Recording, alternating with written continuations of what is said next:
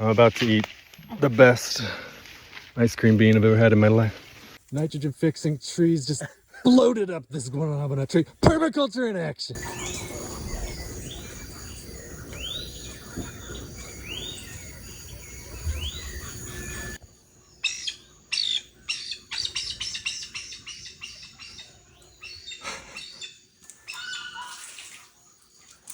We got a little post, like a little dead papaya hitching toucan post. On it.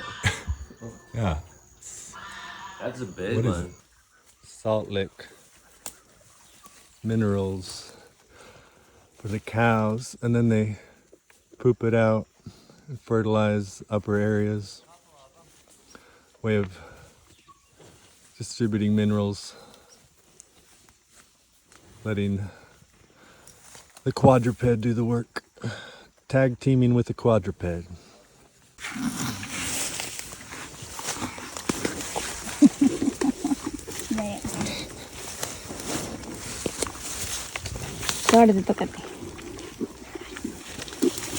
Are you filming it? Yes. Alright, well this is elephant grass, Pennisetum purpureum. It's got endophytic nitrogen fixing bacteria in it, as does Brachyardia brisantha. So a lot of these tropical grasses actually harbor endophytic nitrogen bacteria in their stems. And in the background we have the anato tree, also known as lipstick tree. They call it achiote here in Peru. Yeah, it's And used so- in Mexican cooking for Oh, Mexican, I didn't know various that. flavors in the red color. Yeah, it's actually, people talk about it now as like a high quality source of vitamin E, like plant-based vitamin E. Okay. Over here you've got Little jackfruit. jackfruit tree over there. This is one of the smaller ones on the property. Actually, normally they are pretty successful in And this that's area. right next to nitrogen fixing ice cream bean, isn't it? Yep. You ever chop and drop that? Give it some mold? That's part of the management here. Yeah, we like to cut those, put the prunings on under the fruit trees, or just leave them right where they are. Stuff decomposes here pretty quick. Usually within a year, it's already broken down and rotted pretty much. So you get fruit, you get this ice cream bean, refreshing fruit. You got rhizobium in them roots, fixing nitrogen out of the air for free. Right, so you get the branches, which are in addition of carbon and micronutrients, as well as nitrogen, a little bit of nitrogen.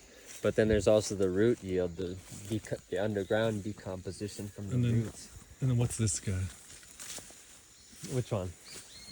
That's the Pinocchuncho, what they call locally the name for the Schizolobium amazonicum tree. And it is a nitrogen fixer. It grows Nitrogen tall. fixer. Basically grows like a fastest palm. pioneer trees that you can plant. Grows tall like a palm, doesn't shade out the other plants, but fixes nitrogen for them. They call it the Brazilian fern tree because of the leaves. Yeah. So it can produce a very quick overstory, and the shade isn't very deep, so the other trees keep growing really well. Yeah, exactly. What's this right here? This one, I'm not even sure what that is. That was a tree that was here when we bought the property. Okay. Okay. What percent are nitrogen fixing trees? Here it's probably about 70 or 80% of the plantings are nitrogen fixers Yeah, a of lot some sort. of Inga edulis, a lot of ice cream bean, and the schizolobium. Oh, kind of palm is Don't that? forget the erythrinas too. Right. I'm not sure on the species name of that, but that's Excellent goose fodder, though. goose fodder, guinea pig fodder, cattle fodder, rabbit fodder. Pretty much every animal eats that leaf. What kind of palm is that right there? Coconut. Coconut palm, taro,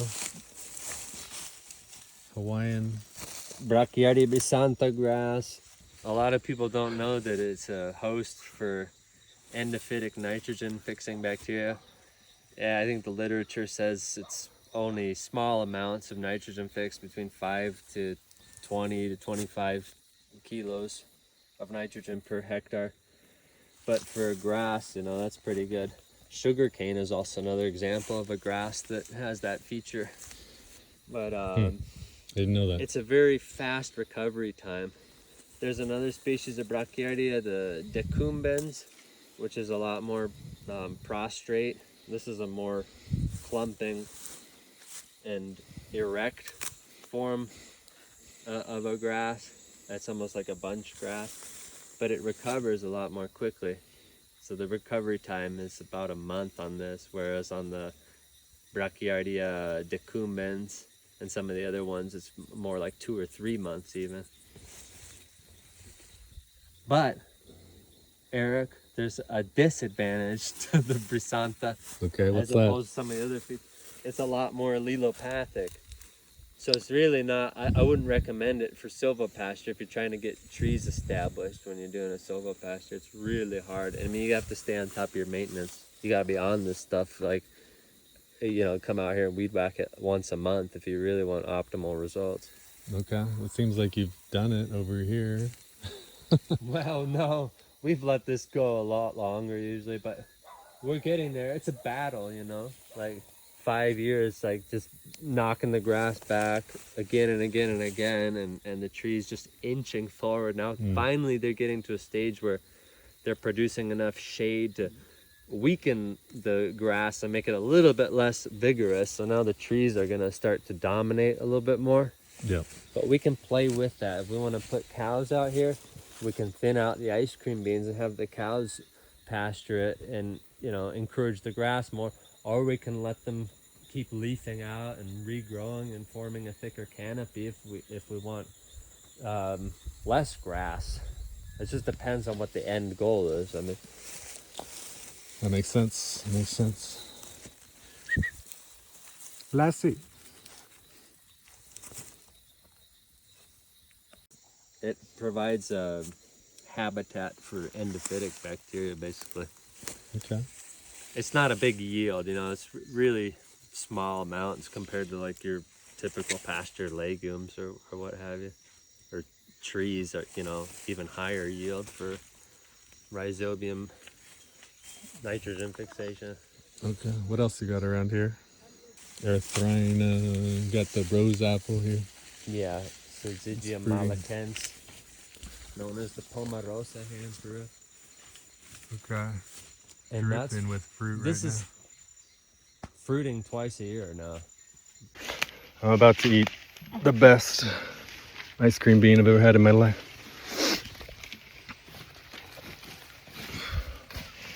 Puedes sacar otro aquí. Winnie, ¿puedes ver si está tomando? Sí.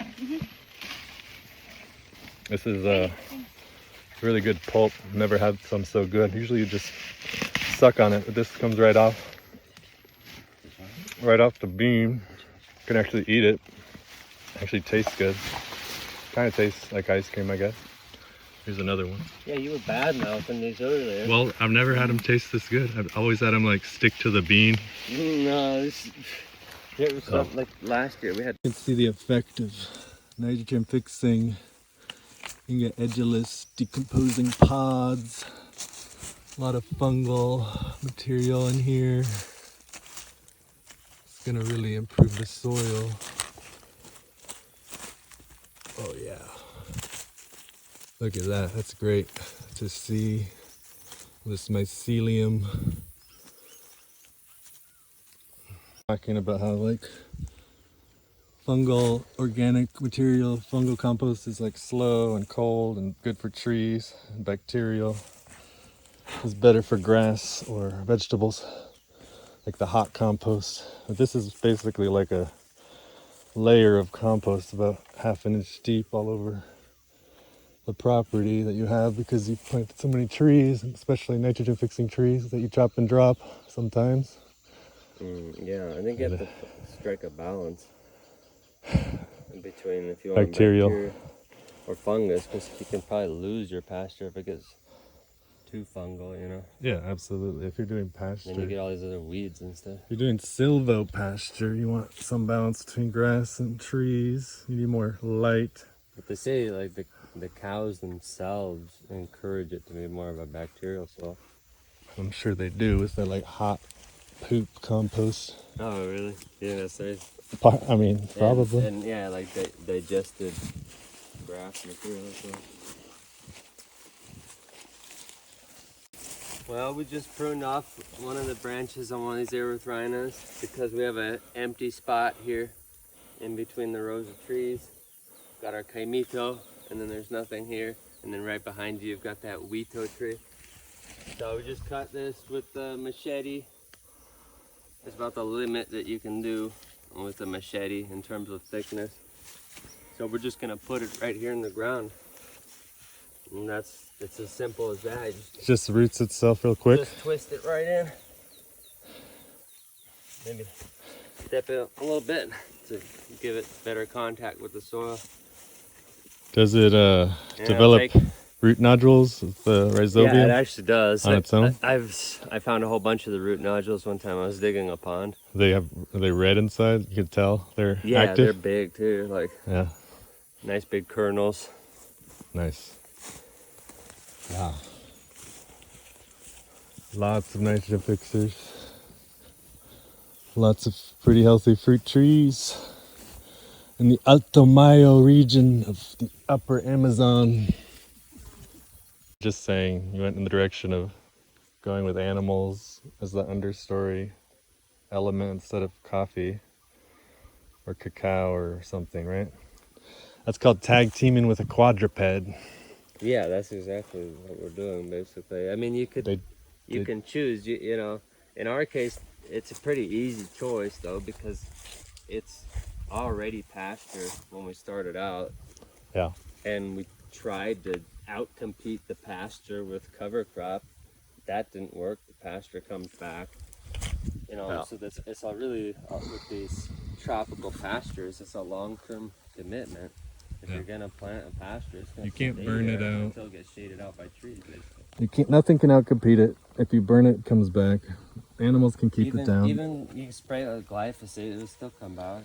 The cows just came through this area, so the grass is actually quite low and nice, and looks pretty beautiful, actually, with the trees and the low grass. The other option in some situation like this is to interplant with a cash crop like coffee. Yeah.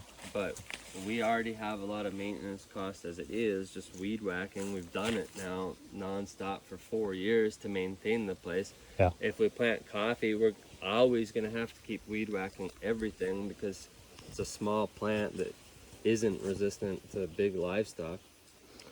Yeah. So I mean, yeah, that was an if easy you had decision. the full overstory closed canopy over cacao, which you can do, maybe coffee too. Cacao probably would grow in this sector of the property, actually. According to the soil tests that we've done in this area, it would grow. It probably would produce pretty well too. Yeah, that'd be another option. Stop getting all dirty. You crazy dog. Okay, adios.